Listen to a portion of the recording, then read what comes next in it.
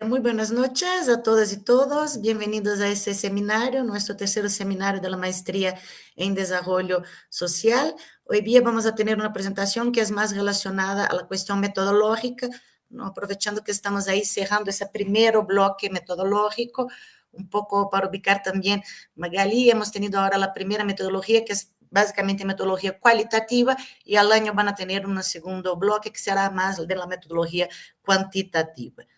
Entonces, en ese sentido, hoy día lo que vamos a escuchar es la presentación de Magali. Muchas gracias, Magali, por aceptar estar acá hoy día con nosotras y dedicar un poco de su tiempo.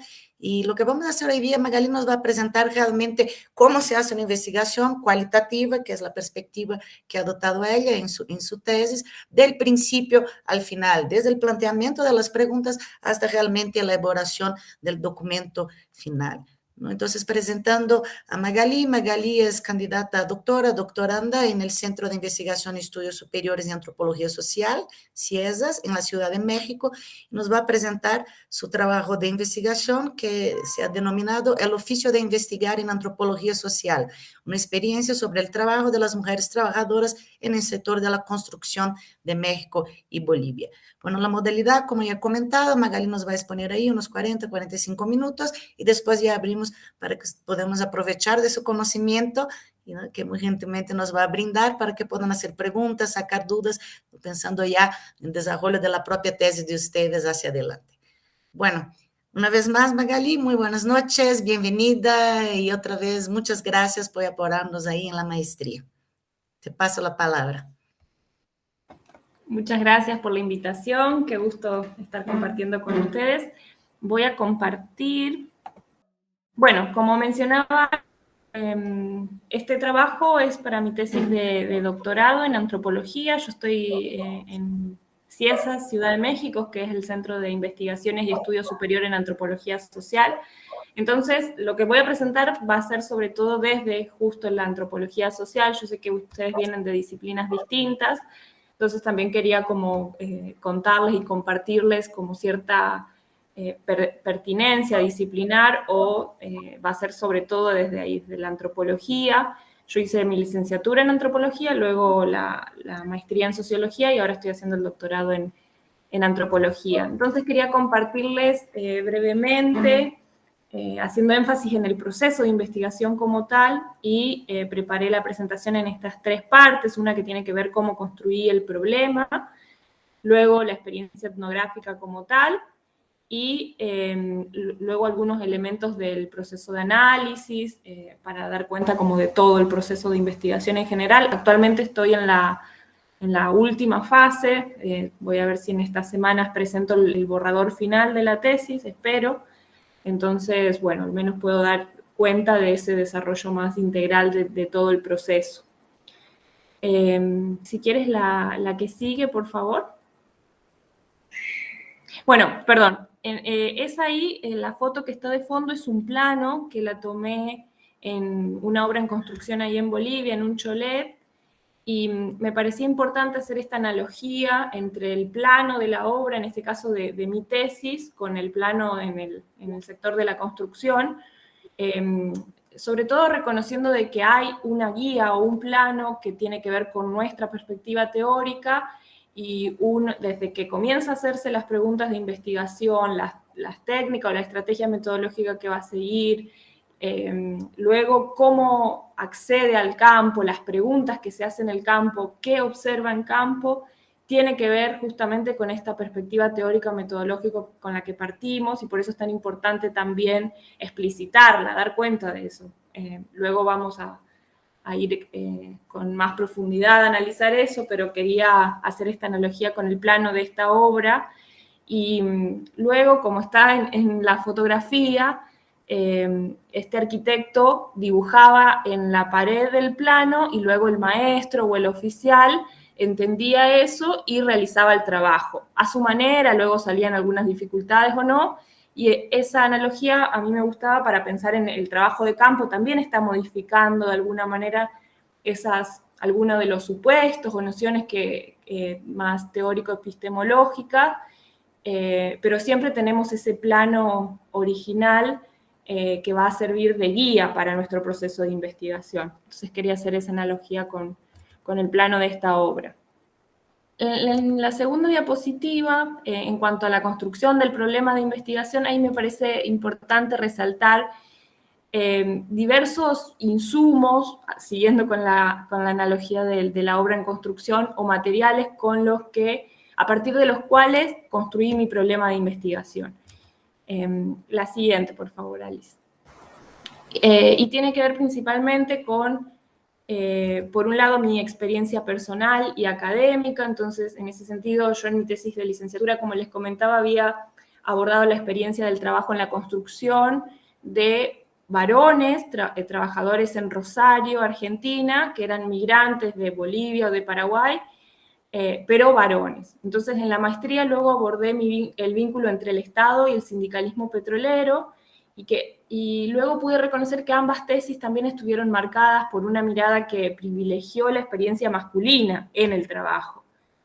Y por otro lado también se vincula con el contexto más histórico de producción de conocimiento, especialmente desde los estudios del trabajo, por ejemplo, en los que por muchas décadas primó un sujeto laboral que se consideraba como universal, pero que en realidad seguía las prácticas o consideraba las prácticas de los varones. Entonces, un sujeto androcéntrico en los estudios del trabajo.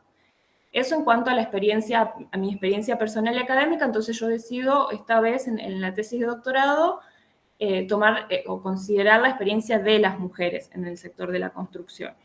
Y a su vez, también otro elemento que recojo y que me parece importante para armar nuestra problemática tiene que ver justamente con el contexto sociohistórico, de ser un problema o un proceso que tenga relevancia o en términos de crítica social, o cómo vamos construyendo, ¿no?, esta problematización de ese proceso histórico o esa práctica, cómo vamos a construir nuestro objeto de estudio. Y en este caso comencé a visibilizar desde la prensa, incluso desde algunos antecedentes de investigación y demás, un incremento de la participación de las mujeres en el sector de la construcción.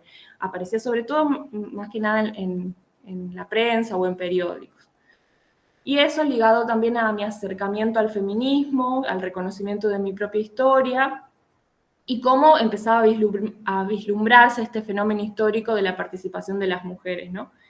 Entonces, en un primer momento, en mi proyecto de investigación, como que en ese momento definí analizar la configuración del orden sexogenérico a partir de la participación de las mujeres en el sector de la construcción en dos localidades específicas. Una en Bolivia, que por los antecedentes y por la prensa y demás, había adquirido mucha visibilidad política y numérica porque están organizadas en una asociación, y algunos informes incluso mencionaban que conformaban cerca de un cuarto de los trabajadores, del total de trabajadores de la construcción, un cuarto eran mujeres. Entonces era como un fenómeno particular en América Latina lo que sucede en Bolivia en cuanto a la participación de mujeres en el sector.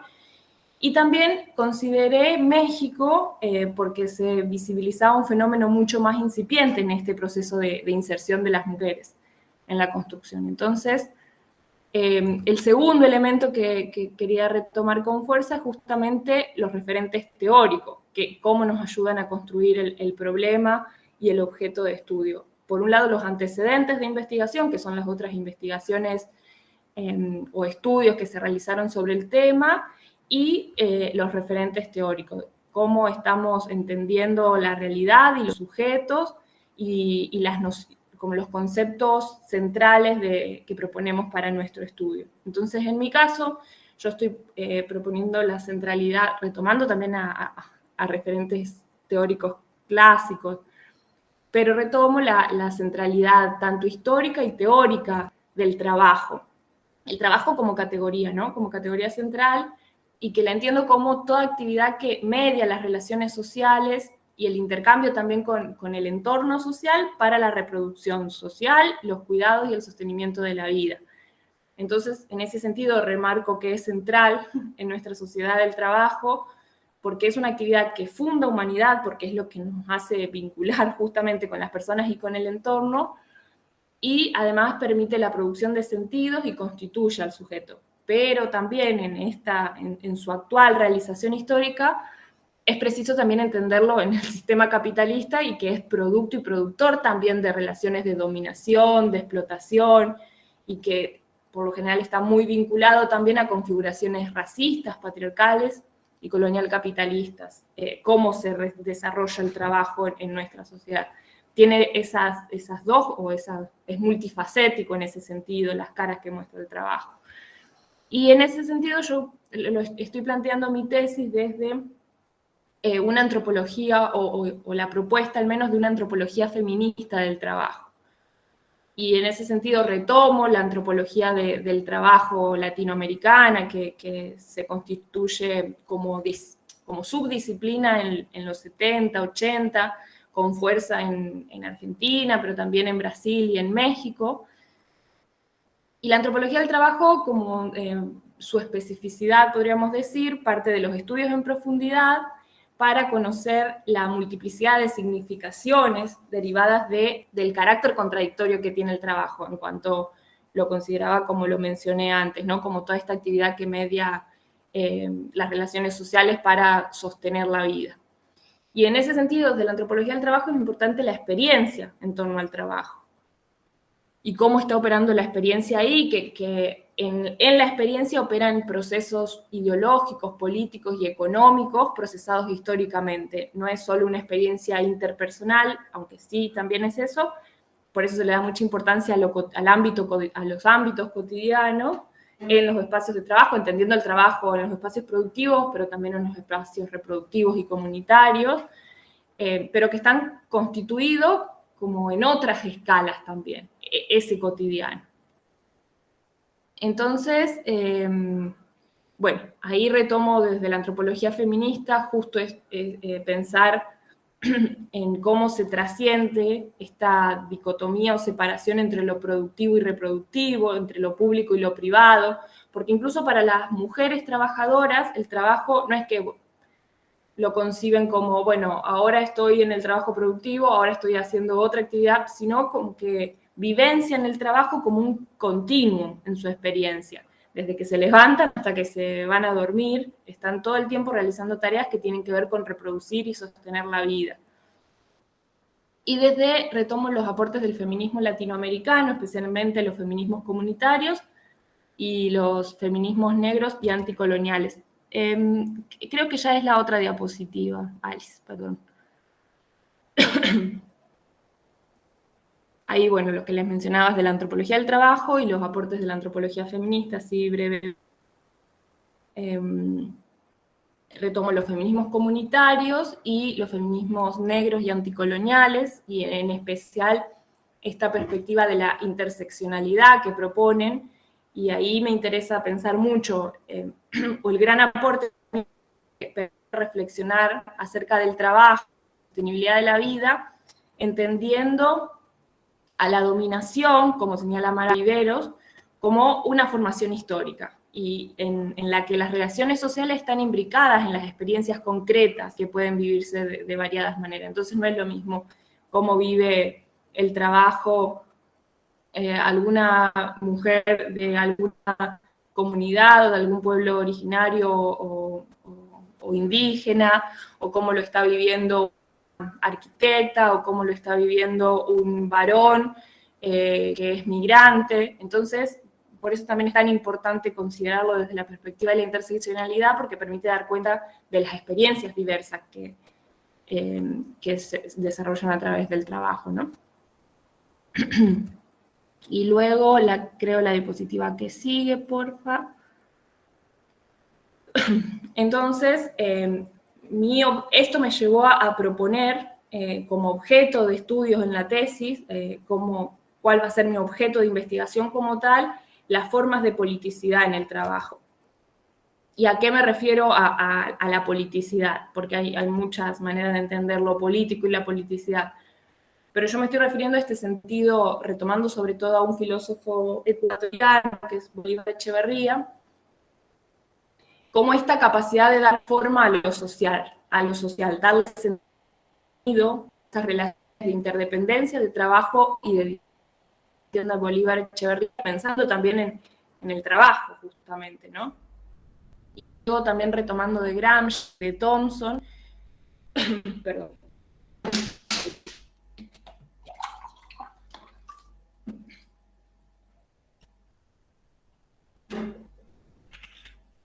También retomo la política en ese sentido, cómo se da forma a lo social a partir del trabajo, pero también lo político como el modo en que se disputan cotidianamente las relaciones de poder. Entonces, como ese campo de fuerza que se despliega en la vida cotidiana, según E.P. Thompson, entonces cómo están esas relaciones de poder, están configurando los límites posibles desde los que las personas actúan y transforman sus vidas, ¿no?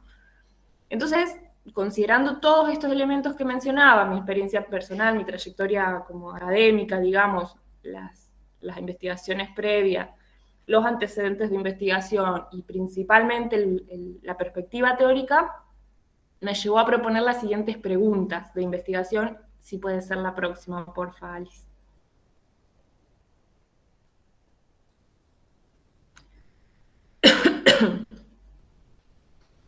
Creo que faltaron las preguntas, pero bueno, si no...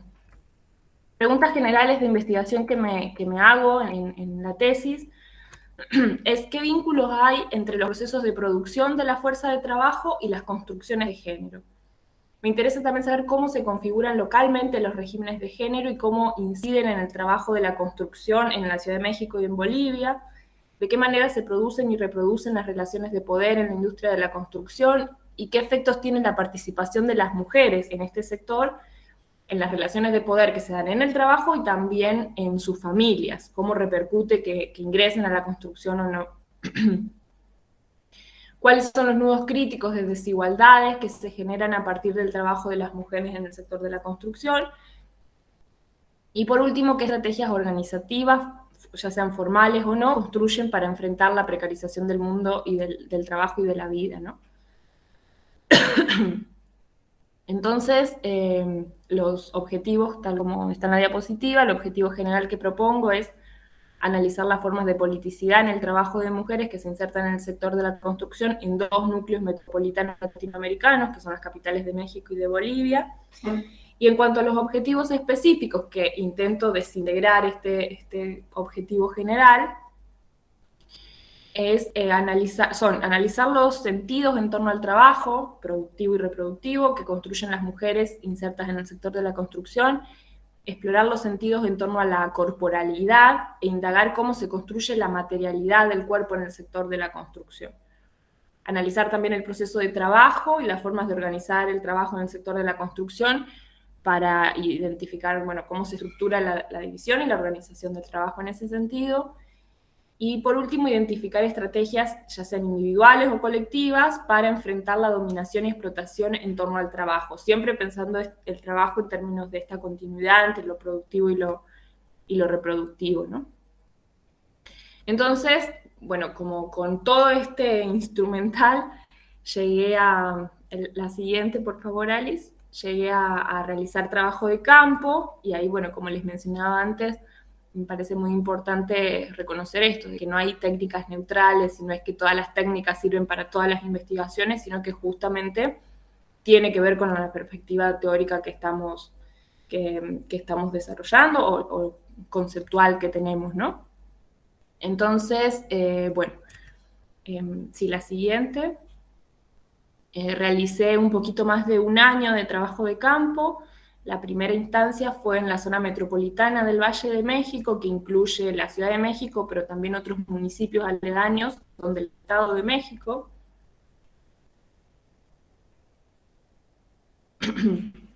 Y ahí estuve de mayo a diciembre de 2018. Ahí visité diversas obras en construcción, como grandes plazas comerciales, también remodelaciones en residencias particulares, construcción en unos fraccionamientos en la Ciudad de México, luego unos complejos de edificios que habían sido como derrumbados por el terremoto de 2017, también remodelaciones de unos hoteles y otras, entrevisté también a mujeres, compartí el trabajo con ellas, que eran pintoras e impermeabilizadoras.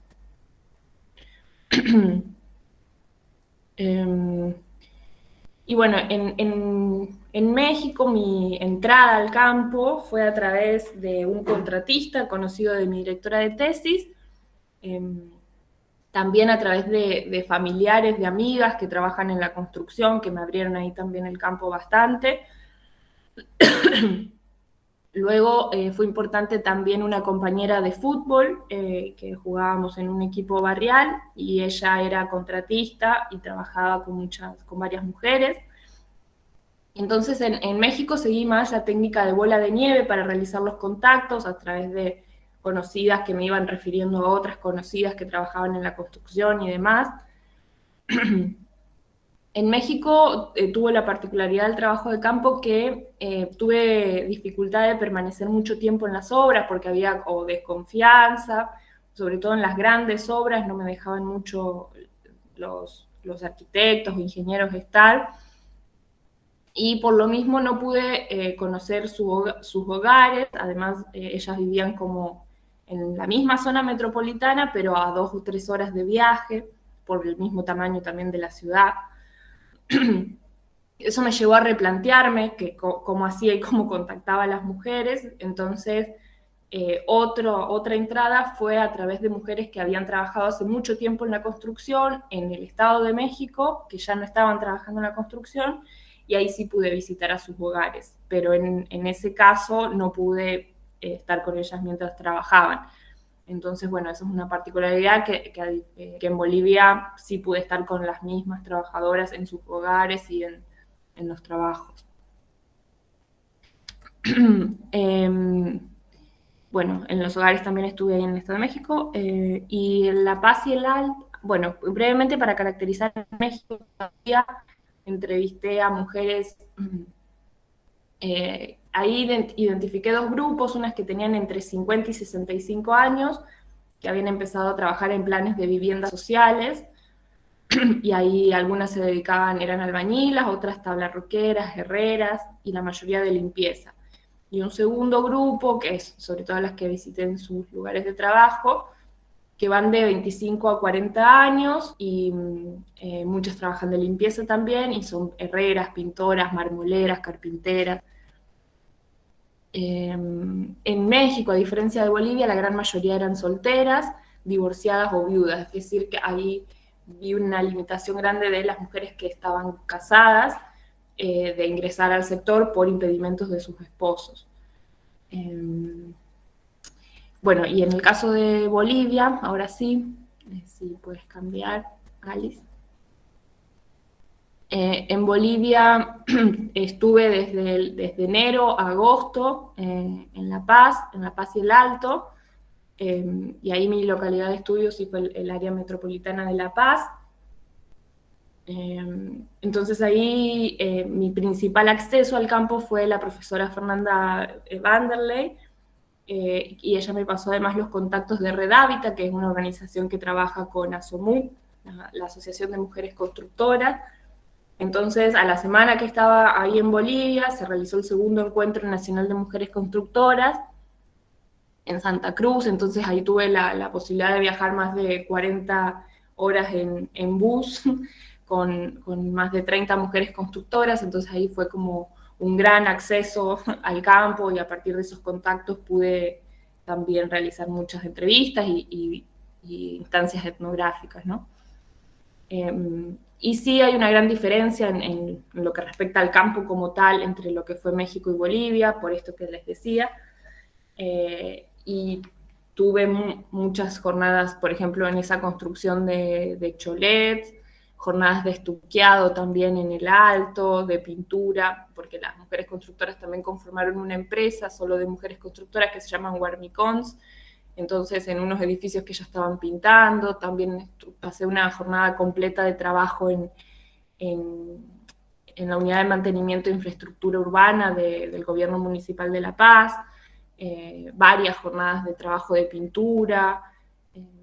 Luego ellas tienen como una práctica para transmitir el oficio que hacen AINI, para enseñar y aprender entre ellas.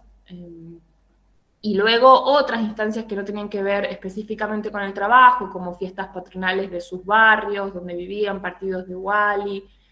También estuve cerca de una semana en Curahuara de Carangas, donde una de ellas había nacido y iba periódicamente. También a Huaki fuimos con otra compañera. Entonces, y tuve varias instancias también de participar en sus espacios de participación política, de marchas, de desfiles y demás. Entonces, en cuanto a las características de las mujeres constructoras, también encontré dos perfiles, igual que en México, mujeres entre 50 y 65 años, la mayoría eran mujeres de pollera, eran migrantes rurales de departamento de La Paz o de zonas mineras, la mayoría hablan aymara y español, y un segundo grupo que eran mujeres de 25 a 45 años y varias de ellas incluso eran universitarias. Si puedes pasar la otra, por favor. Bueno, acá brevemente realicé, para mostrarles, además de estas instancias etnográficas y observación participante que les mencionaba antes, realicé entrevistas. En el caso de México, hice 40 entrevistas en profundidad a 22 mujeres trabajadoras de la construcción y luego a otros actores claves o relevantes, como hombres contratistas, arquitectos, arquitectas, organizador sindical, y algunas reentrevistas a ella.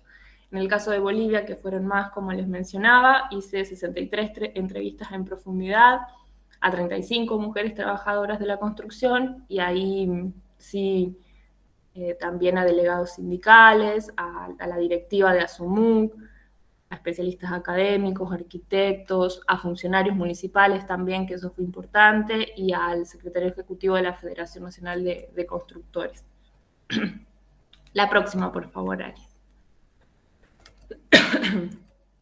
Y en cuanto al registro del trabajo de campo, fue fundamental, y eso se los aconsejo mucho, el diario de campo, llevar permanentemente, bueno, nosotros en antropología nos insisten bastante con eso, y yo no había tenido la oportunidad de hacerlo sistemático al registro en el diario de campo, y la verdad después me sirvió muchísimo.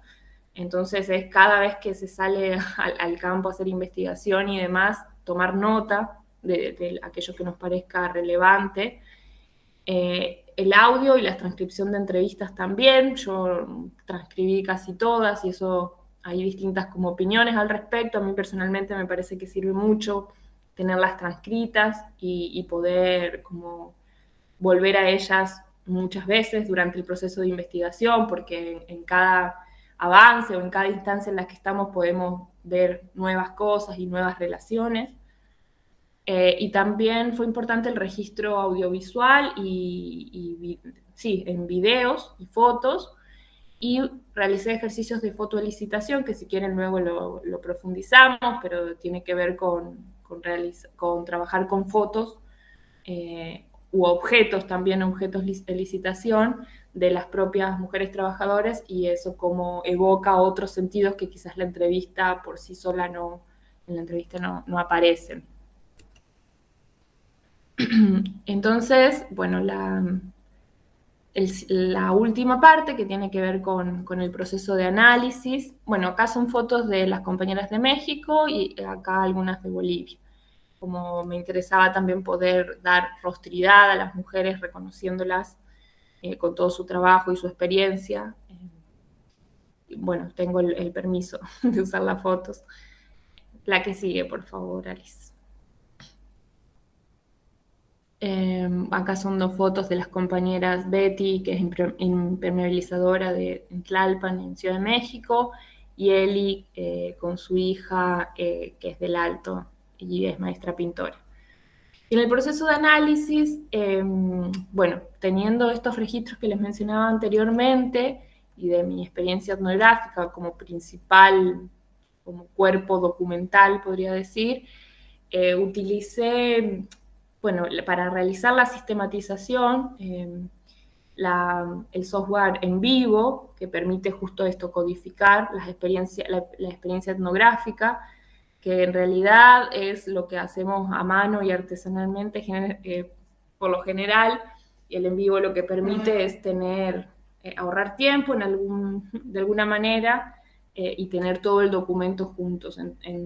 Entonces, cómo procedí en cuanto al análisis es esto, es poner en relación las instancias etnográficas buscando relaciones analíticas. ¿Qué quiero decir con eso? Entonces, leer todo el material que tengo, las entrevistas, el diario de campo, como les mencionaba, que son muchísimas páginas, las fuentes de información, la prensa, bueno, juntar todo el material que tenemos y hacer varias instancias de sistematización del material, ir leyendo, marcando los núcleos de sentido que van saliendo con fuerza y empezar a hacer de a poco descripciones analíticas, qué me está diciendo este material, y luego ir asociando con otros núcleos analíticos y ir lo que nos darle fuerza a lo que está apareciendo en el campo, en los registros de campo, y luego comenzar a hacer este vínculo con los conceptos, ¿no? No para aplicar uno sobre el otro, sino para dialogar y ver qué nos está planteando ese vínculo, esas asociaciones conceptuales. Y en ese sentido, al llegar de campo, como hice esta primera sistematización, luego si quieren les puedo mostrar como las primeras categorías que fui construyendo a partir de esa primera sistematización en vivo.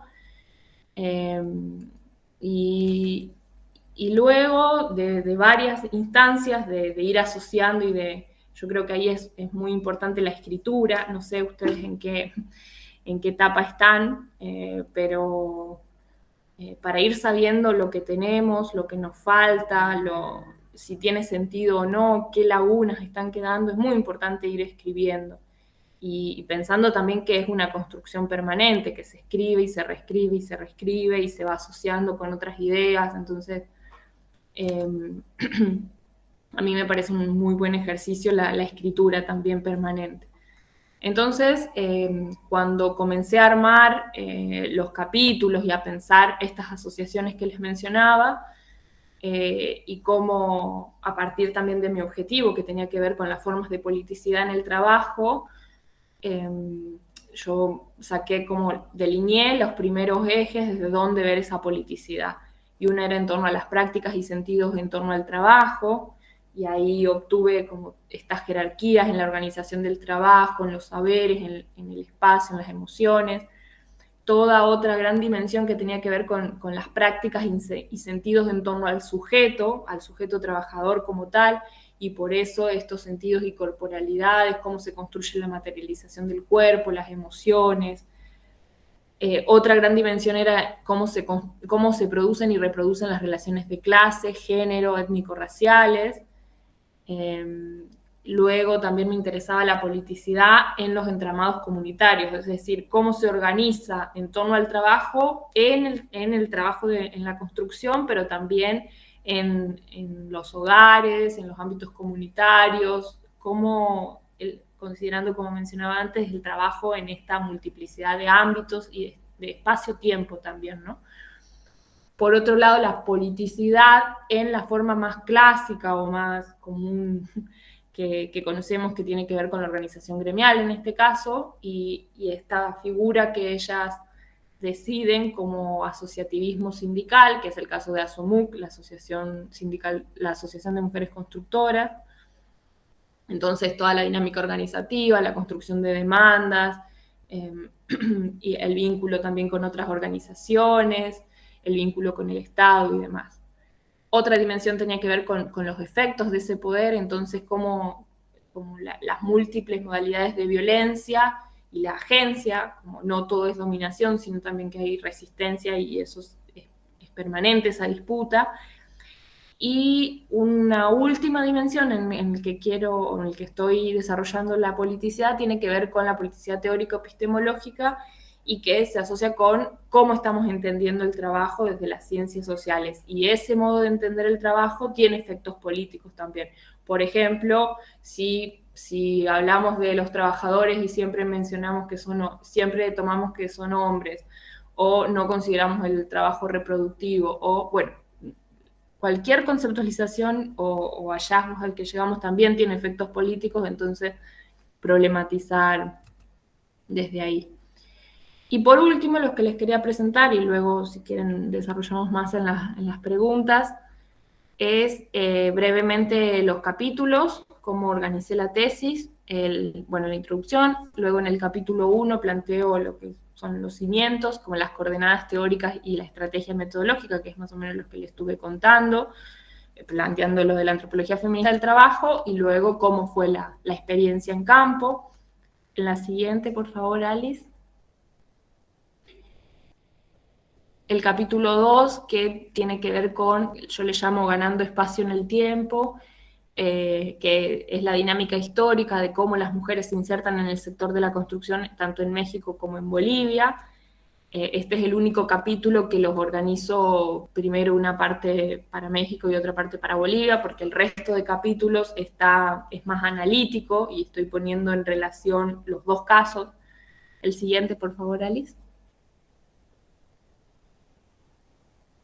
El tercer capítulo es sobre los cuerpos y los cuerpos en relación más que nada en el trabajo, entonces ahí estoy pensando desde la materialidad del cuerpo, desde esta configuración del colonial capitalismo y el trabajo, y yo le llamo presiones o presiones y permeabilidades, que es cómo los otros están categorizando a las mujeres que trabajan en la construcción. Los otros me refiero a sus compañeros de trabajo, a sus familias. Entonces ahí aparecen como en México dicen que son de cascos ligeros o prostitutas, como todos estos límites ideológicos que están poniendo cuando las mujeres están ocupando lugares que históricamente fueron masculinos, por ejemplo, o que son solo para limpiar, o luego esto de darse a respetar y agarrarles el modo. Y en ese sentido me aparecía como con fuerza la violencia sexual en los espacios de trabajo como mecanismo de control también. El siguiente, por favor, Alice. El capítulo 4 ya es específicamente la organización del trabajo y los saberes en la obra. Entonces ahí en un primer momento tomo los saberes y el trabajo en el espacio reproductivo y comunitario. Entonces trato de desarrollar mucho como escenas etnográficas que se llaman antropología, que son momentos del trabajo de campo. Por ejemplo, en ese capítulo empiezo con cuando fuimos a Curaguara de Carangas y la multiplicidad de saberes de las mujeres en torno al trabajo rural, en torno a sostener la vida en general. Y en la segunda parte sí, ya la organización del trabajo en la obra. El sistema de oficios y las jerarquías que hay en el sistema de oficios, todos los límites para transmitir el oficio de la construcción y que les imponen, y las estrategias que se dan las mujeres para superar esos límites, por ejemplo, el aprender mirando, el AINI, luego los talleres, por ejemplo, que da Red Habitat, que son talleres más institucionales en construcción básica y también en formación política. Luego lo vinculado al oficio también con la pertenencia, el orgullo, el placer y los prejuicios, como de manejar los materiales. Y luego al final de este capítulo otras formas de organizar el trabajo que tiene que ver con la extensión de la jornada de trabajo, los contratos, las categorías, cómo se organiza el trabajo en general en la construcción. El siguiente, por favor, Alice. Bueno, y el último capítulo es cómo se fragua el poder en la construcción, la politicidad en el trabajo de las mujeres en la construcción. Acá retomo estas experiencias más históricas de organización de las trabajadoras y toda la dinámica de conformación de ASOMU, la Asociación de Mujeres Constructoras, la dinámica organizativa, las demandas.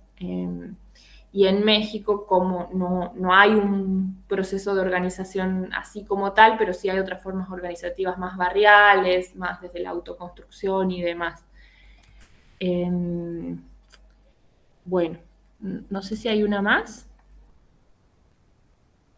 Creo que ya no. No, eso por ahora. Si quieren, ahora en las preguntas continúo. Gracias, Magali, muy interesante y muy completo. Creo que nos has dado un buen panorama ahí de principio al fin. Ahora hablo a consultas, preguntas de las compañeras y compañeros. No sé si alguien tiene alguna consulta, comentario, inquietud.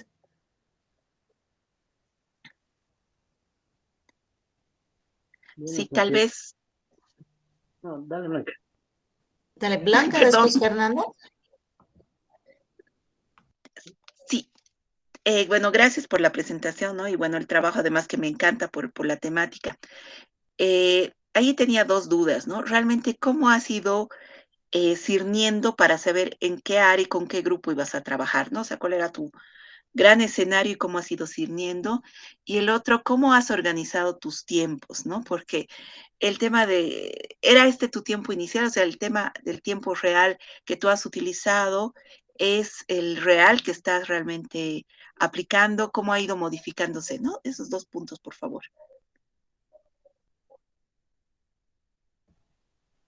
Ya, Magali, quizás recogemos una más y después te paso la palabra. ¿Ya, Fernando?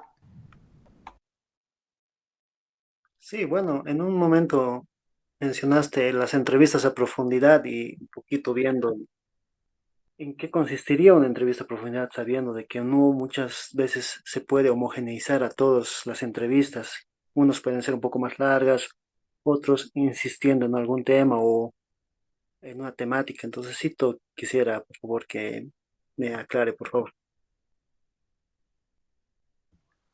Ya, Magali, te paso la palabra y después seguimos. Ya tenemos Carlos, pero te dejo contestar esas dos y seguimos. Perfecto. Sí, bueno, muchas gracias.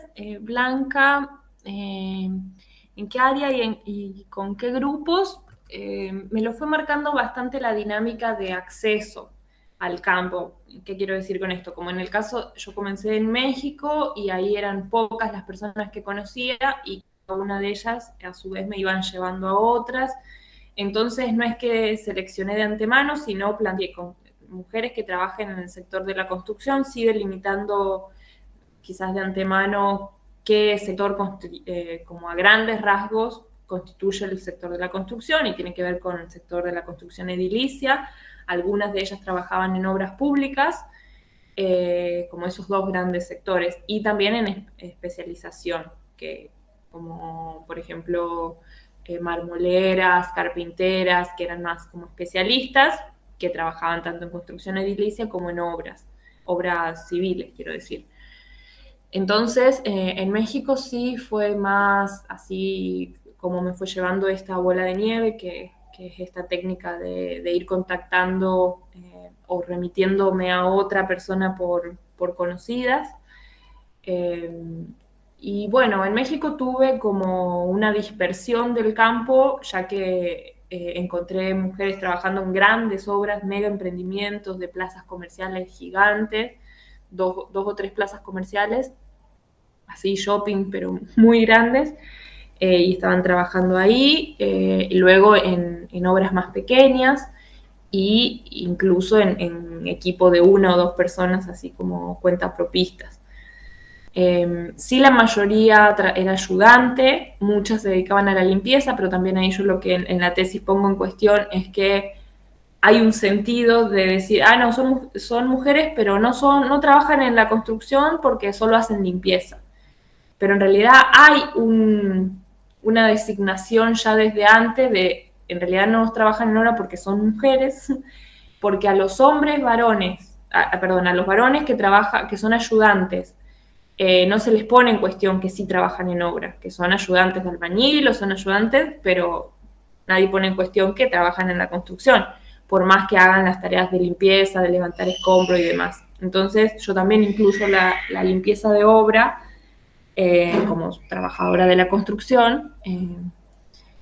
en ese sentido, bueno, la mayoría eran de limpieza, pero también encontré a lo que les mencionaba, marmoleras, herreras, tablarroqueras, pintoras, impermeabilizadoras, barnizadoras, en el caso de México. Y en Bolivia, el acceso al campo y con qué grupos trabajé también estuvo muy condicionado por las mujeres que están en ASUMUC, en la asociación, que la mayoría de ellas comenzaron trabajando en la municipalidad de La Paz y el Alto, en las áreas de mantenimiento, pero también en asfaltado, en hemavías.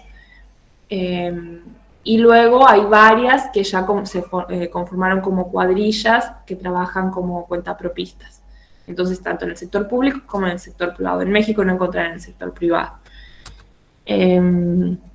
¿Y cómo organicé los tiempos? Bueno, el programa de doctorado en México, el que estoy haciendo, que son 4 años de doctorado, contempla 1 año de clases y otro año de exclusivo trabajo de campo, como que no nos permiten hacer otra cosa que no sea solo trabajo de campo. Entonces yo tomé los primeros 7 meses, me quedé en México y ahí fue más complicado porque yo estaba viviendo ahí, seguía haciendo mi dinámica cotidiana y algunos días de la semana iba a hacer trabajo de campo, entrevistas a las obras o como observación participante en las obras. Entonces ya era complicado acceder al campo y también como que no me quedé permanentemente en el campo. Y en Bolivia sí, me mudé 8 meses a La Paz y ahí estuve casi todo el tiempo en campo, yendo a las casas de las compañeras, a pasar con ellas, a las fiestas, a los trabajos. Entonces ahí sí fue como una permanencia. En la antropología o el trabajo de campo, justo la característica es el estar ahí, que se le llama, permanecer mucho tiempo, como para acercarnos a la cotidianidad, a la dinámica cotidiana. Y eso sí me pasó en Bolivia y no lo pude hacer en México. Luego me dices, Blanca, si te quedan más dudas. Fernando, ¿en qué consiste las entrevistas en profundidad? Bueno, es sobre todo desde la antropología, es una técnica que, como tú dices, no se puede homogeneizar porque no es una encuesta, no es un cuestionario cerrado, sino a mí es abierto y ahí tiene algunas características, que hay una antropóloga, Rosana Guber, se llama, que ella menciona, una de las características es que sean preguntas abiertas y la atención flotante, es decir, no condicionar, bueno, son 2 cosas. Por un lado, no condicionar de antemano la respuesta, tener cuidado con las preguntas que hacemos, que sí sean preguntas abiertas quizás, y una atención flotante, dice ella, para no dirigir la entrevista a donde nosotras como investigadoras queremos que vaya, sino dejar abierto a que si hay algún conflicto o algún problema que la persona a la que se le está entrevistando quiere mencionar, quede abierto a eso, ¿no? Entonces, sí es en profundidad porque se trata de reentrevistar también.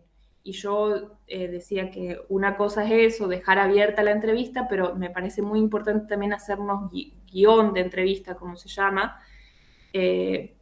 Cuando una va a entrevistar a alguien, tiene cierto objetivo. Entonces sí, no se marca todas las preguntas como tal, pero sí se organiza, decir, bueno, en esta entrevista, de acuerdo a mi objetivo de investigación, ¿qué es lo que quiero conocer? Entonces ahí marco 4, 5, 6 puntos que luego veo la manera a la que llego, o cómo se lo pregunto y se lo repregunto, y es en profundidad justamente por eso, porque uno repregunta algunas cuestiones que no quedan claras, o va de preguntas más abiertas a preguntas más como concretas o de mayor profundidad, y que tiene que ver también con la confianza que uno va entablando con la persona que va entrevistando. Por eso también es en profundidad, no es que hace una encuesta y se va. Sí, no sé si más o menos queda claro. Gracias. Gracias, Magali. Sí, justo Gruber hemos leído, ¿no? Porque tiene esa, yo creo que dentro del campo antropológico es donde realmente la entrevista en profundidad es más bien desarrollada, quizás, ¿no? Y se hace más sistemáticamente, digamos, de que se hace un uso más reiterado. Y importante lo que has mencionado, eso, ¿no? De la reentrevista, ¿no? Esa posibilidad de volver a entrevistar más de una vez la misma persona es una característica que es muy importante. Carlos, te paso la palabra. Sí, muy buenas noches. Muchas gracias por la exposición, muy interesante. Muy puntualmente quería algunas consultas puntuales. No sé si has tenido la necesidad de hacer observación participativa, es decir, trabajar, ¿no? Es decir, meterte un día, una semana, un mes, de igual a igual con las personas, ¿no? Con las mujeres. La otra, no sé si eh, te sirvió o no viste necesario eh, mm, eh, hablar con la ONG Red Habitat, que hasta donde yo conozco es la ONG que ha colaborado para que las mujeres constructoras se organicen y formen ASOMUC, ¿no? Eh, por otra parte, no sé qué opinas de esta percepción.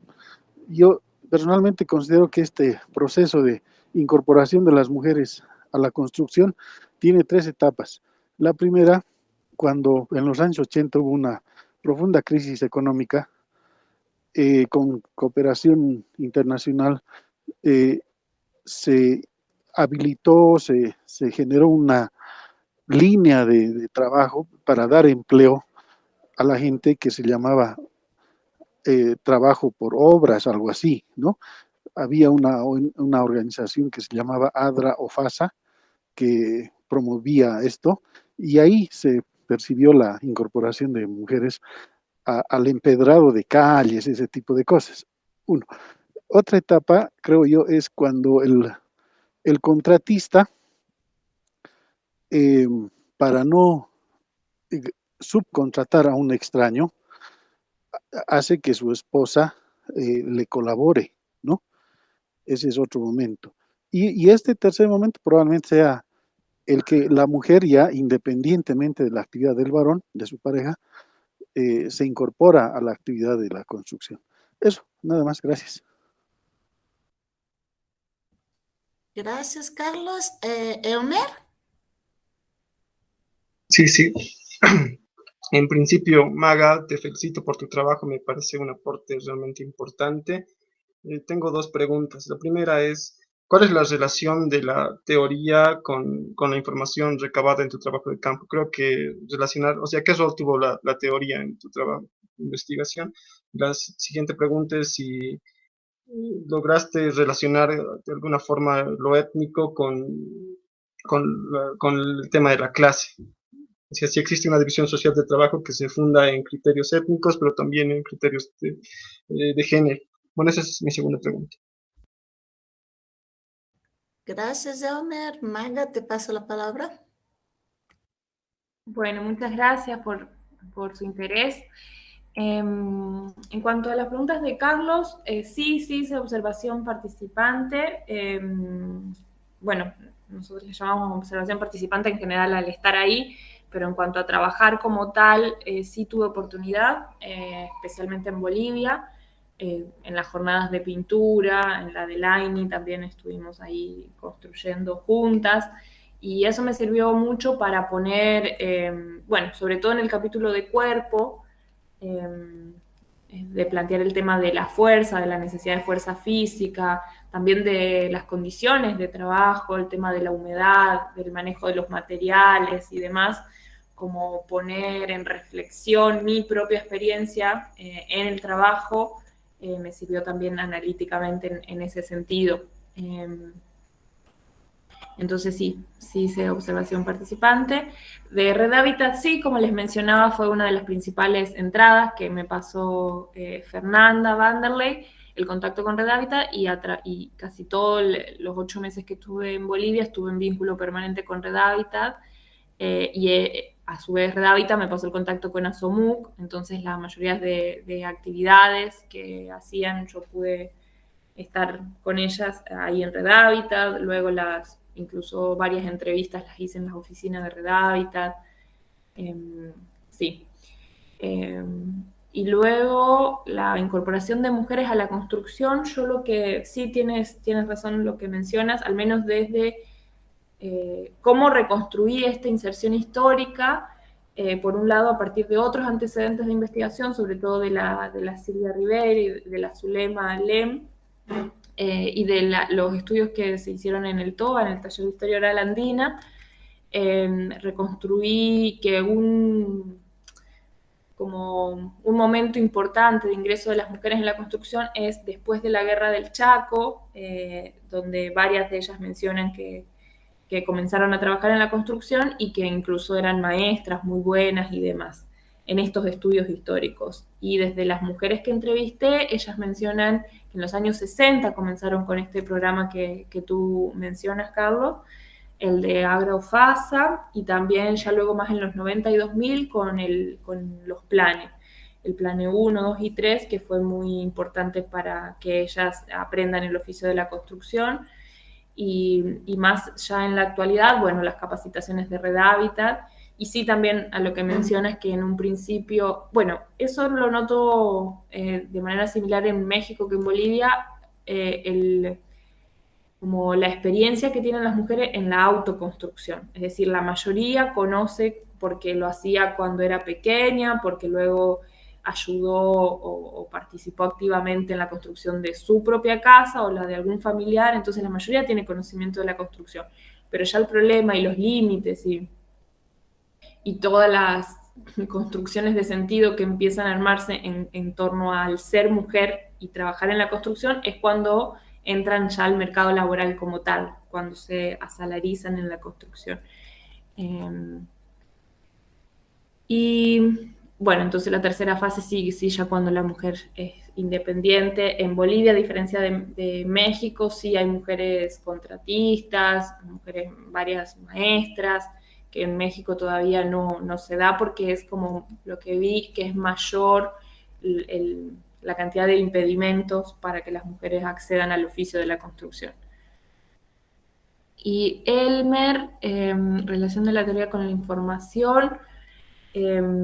Bueno, sí, como mencionaba al principio, yo tenía unos objetivos que tenían que ver más con el vínculo género-trabajo como tal, pero estar sobre todo en dos localidades tan distintas como México y Bolivia, me hizo replantear en términos de lo interseccional, por ejemplo, de que no solo interviene el género y cómo se construyen las relaciones o las diferencias entre los géneros, sino que al mismo tiempo se produce un proceso de conformación de la clase y de conformación de lo étnico o de los procesos de racialización, ¿no? Entonces lo que yo veo es que en Bolivia quizás hay mayor, no sé si llamarlo permiso, pero hay mayor participación de las mujeres en la construcción y no está tan mal visto, pero porque son mujeres aymaras, mujeres de pollera, que históricamente son reconocidas como mujeres fuertes, que vienen del trabajo rural. Entonces, tanto desde el capital, podría decir, hay un reconocimiento de que son cuerpos fuertes. Entonces, se configura una fuerza de trabajo femenina más vinculado a lo étnico, a lo aymara en ese sentido, con ciertas características. Que les permite a las mujeres entrar y ser reconocidas como buenas trabajadoras, pero al mismo tiempo las explotan también más. Luego en la tesis desarrollo cómo hay muchos casos de mujeres de pollera ya mayores que trabajan hace 10 años como ayudante cuando entra un joven, por ejemplo, un joven varón, en 1 o 2 años máximo asciende de categoría. En cambio hay mujeres de pollera que hacen muy bien el trabajo, pero no las ascienden durante 10 años. Entonces, ¿cómo se dan esas jerarquías tanto étnicas, de género, raciales, y cómo se conjugan también con la jerarquía ocupacional? Es lo que intento ver. Y en el caso de México, a diferencia de Bolivia, sí veo que hay un proceso de generización, más vinculado al género, de remarcar más el género femenino a través de, por ejemplo, el uso de maquillajes, de todo el tiempo estar resaltando de que trabajan en la construcción, pero son mujeres, como que son bien mujeres. Todo el tiempo se refuerzan los procesos de generización y no los procesos de racialización o étnicos, digamos, porque la mayoría dice, bueno, nosotras somos trabajadoras como los varones, pero somos bien mujeres. Entonces, este vínculo que preguntabas entre teoría y los hallazgos como tal, tienen que ver justo con eso, de que al mismo tiempo que se conforma la clase, se están configurando específicamente procesos de generización y de racialización de la fuerza de trabajo. Eso así como a grandes rasgos. Luego hay otras especificidades. Bueno, ahí ya creo que te contesté más o menos las dos. Ya, gracias, Magali. Jimena. Buenas noches. Bueno, felicidades por todo el proceso de investigación que realizaste, Maga. Muy bonita la temática. Yo quisiera preguntarte dentro de todo este proceso de investigación, ¿qué es lo que más difícil te ha costado, digamos, establecer en este camino, ¿no?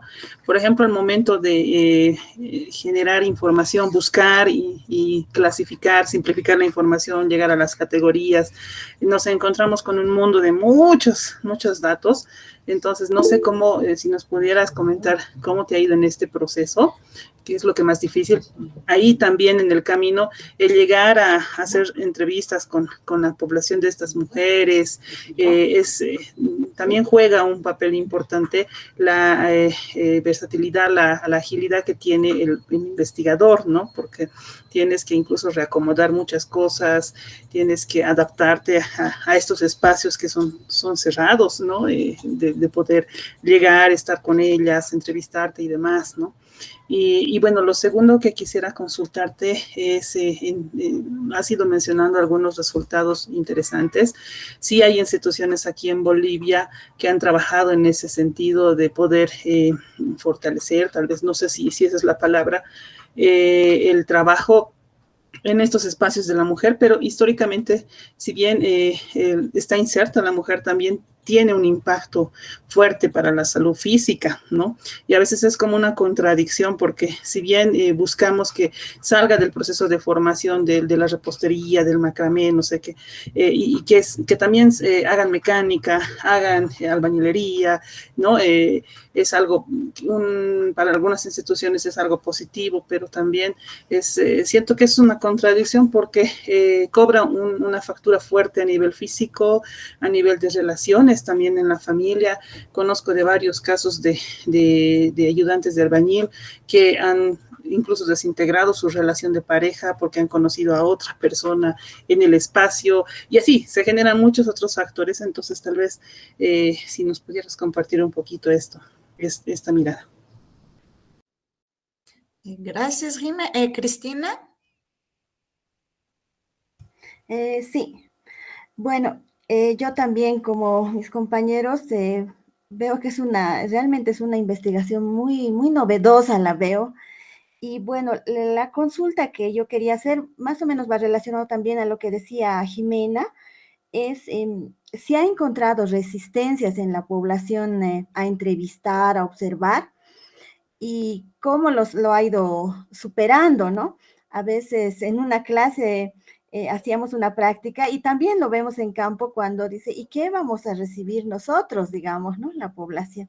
Entonces, ¿se ha podido encontrar algo de eso, tal vez en Bolivia o en México? Y bueno, nuevamente felicidades. Bueno, esa sería mi consulta.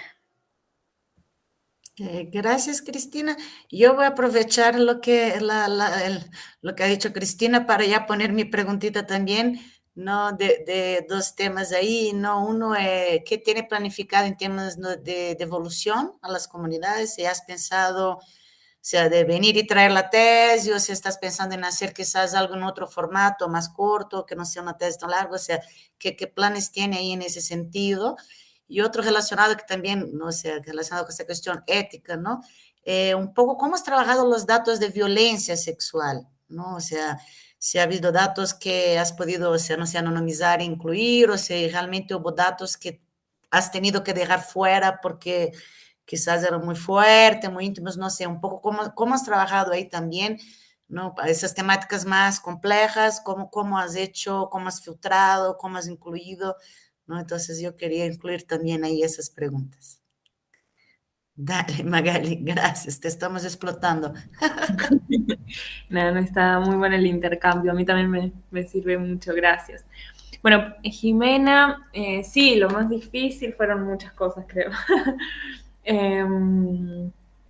Sí, creo que por un lado es eso, porque además en esto eran dos casos, dos países, dos casos, dos localidades como muy distintas, entonces tenía, sobre todo de Bolivia, mucha información. Entonces sí me sirvió bastante esto que le decía de en vivo, este programa. Hay otros, Atlasti, no sé si ustedes manejan alguno, pero me sirvió a la hora luego de empezar a sistematizar, que yo digo, algunas personas tienen como reticencias en estos programas porque piensan que hace el trabajo por nosotros, pero no es así. Como es la parte artesanal, la tiene que seguir haciendo uno. Por eso también el título lo llamé el oficio de investigar, porque creo que sigue siendo muy artesanal esta construcción y incluso el análisis, que a veces creo que en las formaciones, al menos de antropología o en mi caso, se pasa muy por alto o rápido en la formación esto, el análisis, cómo se hace, qué es lo rico, lo más rico para mí de la antropología, pero lo más difícil de ir tejiendo los datos del campo con la teoría, que parece así como muy fácil, pero a la hora de la hora es como súper complicado. Entonces creo que eso es una práctica, incluso, no sé, como si ustedes están viendo metodología, como una recomendación, hacer análisis de entrevistas, como que incluso desde la antropología a veces llegamos a campo sin saber, o al registro más bien, sin saber cómo se hace un análisis de una entrevista, qué nos está diciendo. Entonces quizás cuando hay muchas miradas, muchas perspectivas de un fragmento de entrevistas, por ejemplo, ir practicando desde ahí, desde esa cercanía también. Y por eso también a mí me ayudó mucho el diario de campo, como les mencionaba. Como todas esas cosas que no voy entendiendo y llega un momento que te perdés en la información y está bueno también perderse, porque esa desesperación y eso de no saber para dónde ir, como qué me están queriendo decir, como qué es lo que estoy viendo, hace que justamente una se empieza a hacer preguntas, a empezar a asociar esto con aquello, entonces, y eso si se pierde, como luego es medio irrecuperable, y esa información que está en el diario de campo, luego o comenzás a atar muchos hilos a partir de eso. Entonces yo creo que me sirvió mucho el en vivo, lo que les mencionaba del diario de campo. Y en cuanto a sí, el trabajo de campo es una relación social, como lo definen varios autores y autoras. Entonces depende mucho de eso. Yo creo que ahí es importante también esto de la reflexividad, que seguramente ya lo vieron, pero como nuestro posicionamiento como investigadoras en el campo, no solo qué hacemos durante la circunstancia de campo, sino también qué hacemos con esos datos que nos da nuestra posicionalidad en el campo. Yo, por ejemplo, tengo ahí varias anécdotas, pero que las vuelvo luego objeto de análisis, vinculadas a ser extranjera, a ser choquita, como me llamaban. Entonces, en un momento que estábamos en una feria en Curahuaras, también esto de decir que cómo va a ser tu amiga, entonces pensar en esas relaciones coloniales y de lo que significa la blanquitud o lo considerado choco, de cómo también eso me está diciendo algo, cómo me están entendiendo a mí, en cuanto a relaciones de poder, los privilegios de ser extranjera, de ser blanca, bueno, y también ser mujer en un contexto también de violencia. Entonces, como reconocer todas esas posiciones, todo lo que somos en campo, y no es que nuestra presencia en campo es neutral. Las otras personas, como en la vida cotidiana, se hacen idea de nosotros, se hacen una idea de nosotras. Y a mí me ayudó, bueno, mucho ser mujer. Y me pasó que en la mayoría de entrevistas vinculadas a la pregunta de Alice también, en casi todas las entrevistas había un momento en la entrevista que se largaban a llorar las compañeras, bueno, yo también a veces, vinculada a este tema de la violencia. Entonces ahí eso me hizo ver que no hay muchos espacios en la vida cotidiana donde se pueda contar, donde se pueda hablar, donde... y yo en esos casos, luego son decisiones permanentes, que poner, que volverlo público y que no, de toda esa información. Entonces, sí, yo les pedía el permiso de si podía utilizar eso para la tesis, si podía utilizar sus nombres o no, porque luego está el tema del anonimato, pero como les mencionaba también a mí me parecía importante lo del reconocimiento. Muchas de ellas querían aparecer con sus nombres porque es una forma de, sí, de reconocimiento, de toda su vida también tan invisibilizada en un sector que se cree que no hay mujeres trabajando, por ejemplo. Entonces, yo creo que ahí tiene mucho que ver, sí, estas cuestiones de éticas y del consentimiento con la otra persona, del cuidado, sobre todo del cuidado, de hablar y de charlar siempre qué se va a hacer con lo que estamos realizando. Y a ver, ahí, para no saltearme, iba a ir ya a la otra de Alice. Y el impacto en la salud física, sí, eso es todo un tema y yo creo que es una contradicción que todavía está en debate, no está saldada, qué se hace, porque es una contradicción en las experiencias de ellas mismas, ellas los plantean así, como decir, bueno, sí, estamos ingresando a un sector que quizás ganamos más que en otros sectores, pero nos matan. El cuerpo se nos arruina en pocos años, como es un trabajo pesado. También ahí es interesante ver cómo el cuidado, por ejemplo, las compañeras de ASOMUC están proponiendo que las bolsas no sean de 50 kilos, sino de la mitad, pero para todo el sector de la construcción, no solo para las mujeres, sino para los hombres también.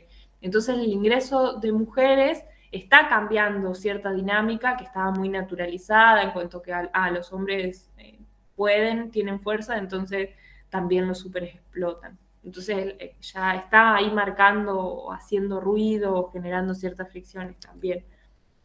Entonces esa pregunta sigue en cuestión y no tengo una respuesta, más bien es partir de las experiencias de ellas como tal. Y Cristina, y la resistencia, sí, ahí en cuanto a lo que planteaba antes, me parece muy importante respetar cuando, obviamente, si no quieren, también respetar porque cada una tiene sus motivos. A veces yo traté en el caso de Bolivia, en México no, se me complicó mucho más porque estaban todas dispersas, entonces, y fueron contactos también más esporádicos, no pude, con algunas sí, pero con otras no pude reentrevistar, hacer entrevistas en profundidad como tal, porque las veía en las obras, luego por el alto nivel de rotación también ya no estaban, la próxima vez que iba y demás, entonces en México se me complicó, pero en Bolivia sí, todos los meses que estuve, por intermedio de Red Hábitat también, quedamos de acuerdo, y de Fernanda, quedamos de acuerdo en que iba a producir algunos productos, por ejemplo, historias de vidas de ellas que necesitaba SOMUC, luego sistematizar el encuentro, por ejemplo, otros informes que necesitaban, que a ellas les servía. Entonces, esos eran como los productos estipulados del intercambio. Y en cuanto a la devolución, bueno, varias cosas que fui escribiendo, artículos o incluso muchas de las entrevistas transcritas, ya se las devolví a ella y les preguntaba qué les parecían, si no estaban de acuerdo con algo, que me digan qué cosas quitar, qué cosas sacar. Luego realicé bastante audiovisual también y esa es la idea, hacer un corto o un mediometraje, no sé, estoy viendo, no tengo mucha experiencia en audiovisual, pero me parecería un formato más amigable también, de que conozcan la realidad de las compañeras, que no sea una tesis, que por lo general no llega a muchos sectores.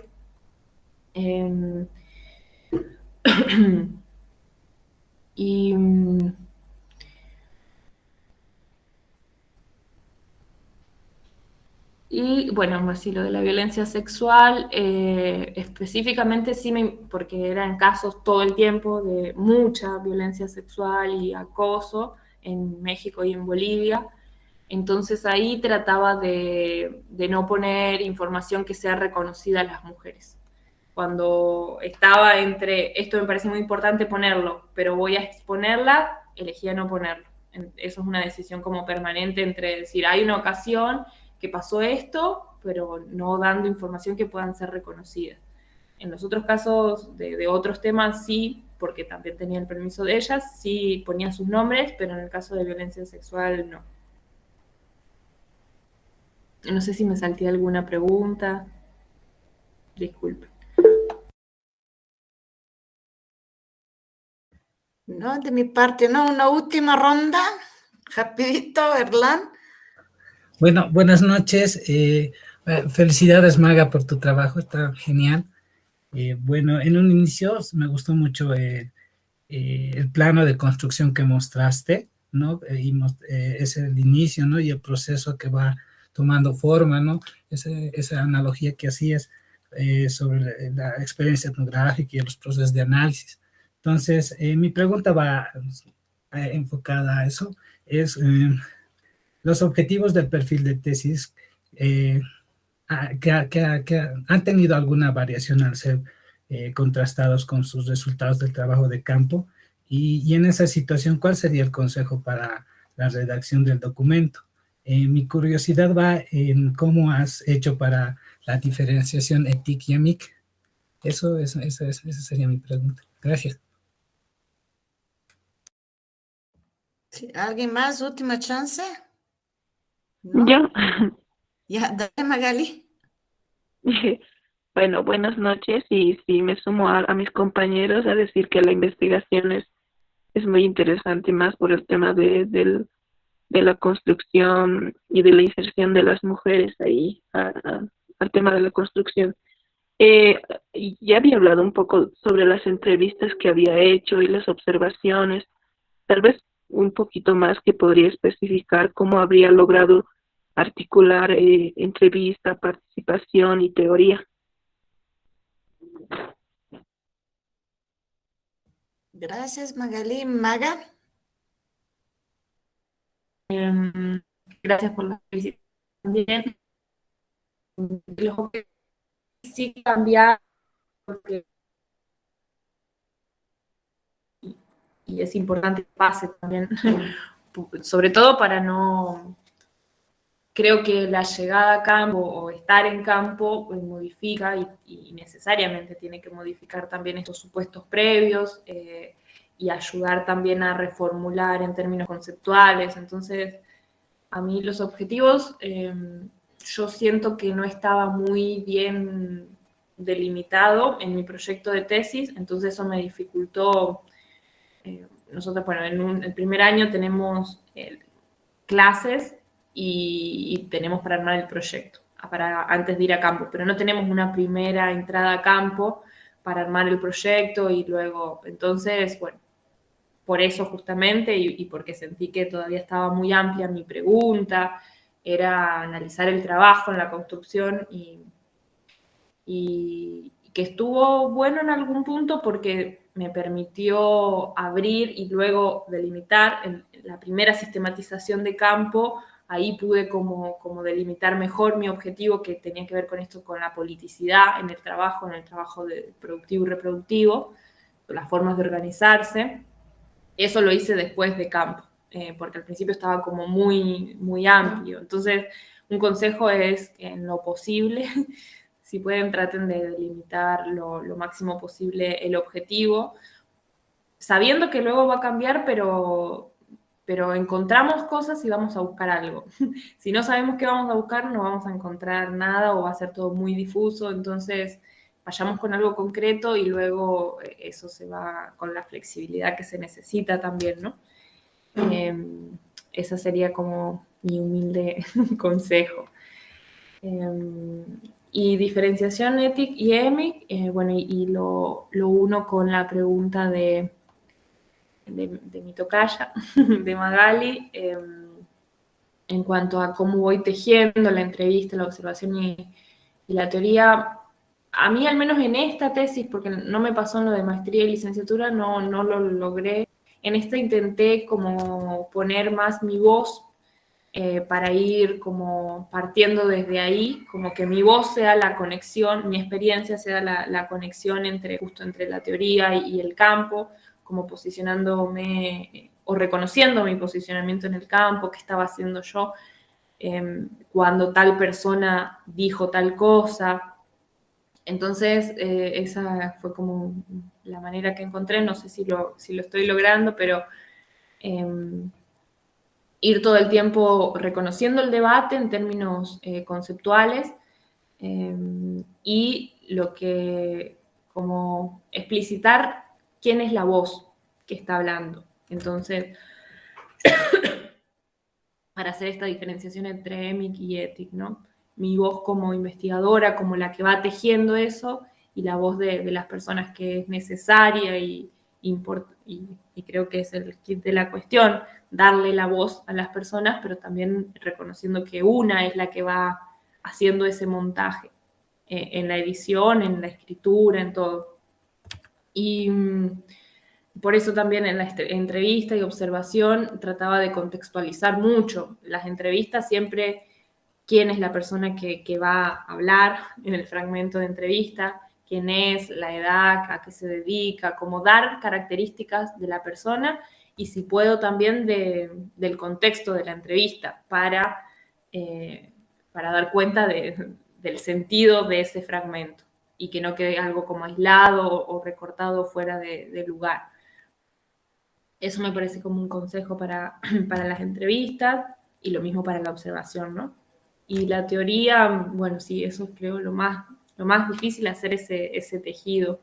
Y por eso me parece importante estos pasos, de partir de lo más concreto que tenemos, que son estos documentos, o las entrevistas, o los registros de la observación participante, el diario de campo, qué nos está diciendo ese material, y luego, si no están usando algún programa, sino al lado ir poniendo, bueno, acá de qué me parece que está hablando, o qué está diciendo, no sé, sentido sobre el trabajo, o sindicalismo, o, bueno, cómo vamos a categorizar cada parte, y luego ir tejiendo. Entonces, es como muchas instancias de hacer esta asociación de ideas, básicamente.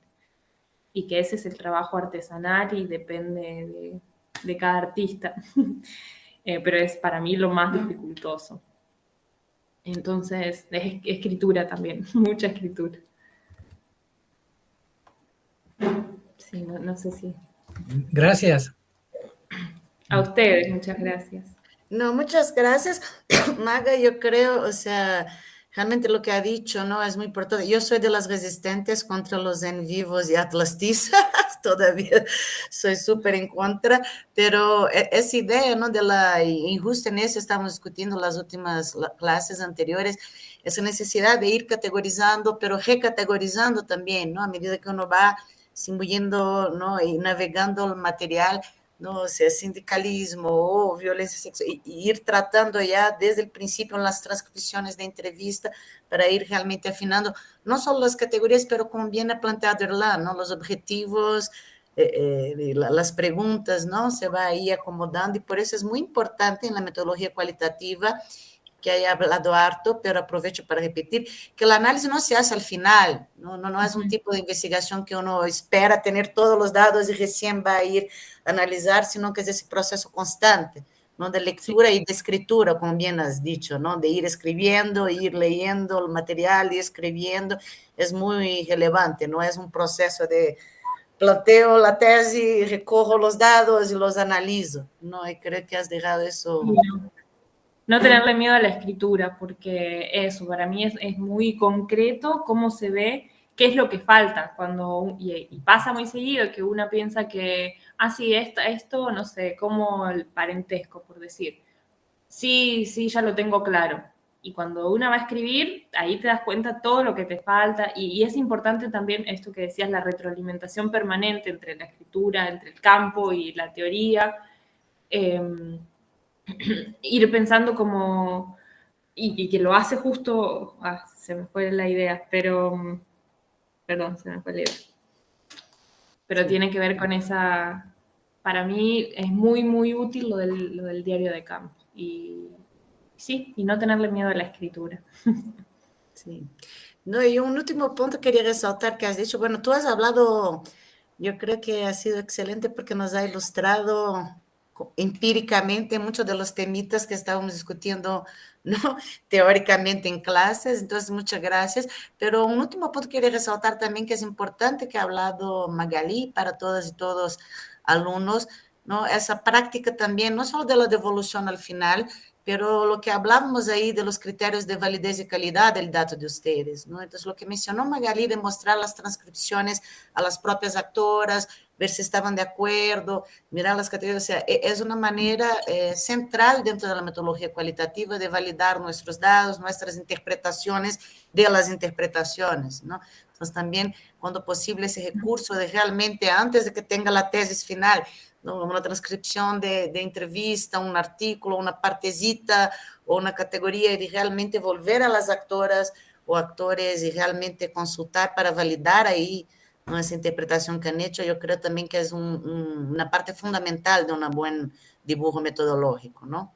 Sí, sí, también es reconocer como los distintos contextos, y creo que eso es válido también, como que a veces se puede, sobre todo cuando hay organizaciones de por medio, es muy importante pedir permiso y estar todo el tiempo en ese intercambio y el consenso y demás, pero luego hay otras realidades, no sé, tengo compañeras que trabajan, por ejemplo, mucho con compañeros migrantes o que están en situaciones de clandestinidad, que también hay otra forma, y la construcción de conocimiento crítico también, y ahí va la ética de la investigadora y del investigador, pero también es importante, quizás no se lo puede devolver como tal a las personas con las que trabajamos, pero sí, yo sigo insistiendo en esta necesidad de construir conocimiento críticamente, que devele también esos mecanismos de poder. Quizás se puede aportar, no sé, hacer incidencia para alguna política pública que beneficie al sector, o entablar alianzas entre trabajadoras, organizaciones, o compartir experiencias de lucha. No sé, hay muchas formas de devolver también, y que a veces quizás si le devolves la tesis ahí como un mamotreto que no se toca más, no es la forma más pertinente.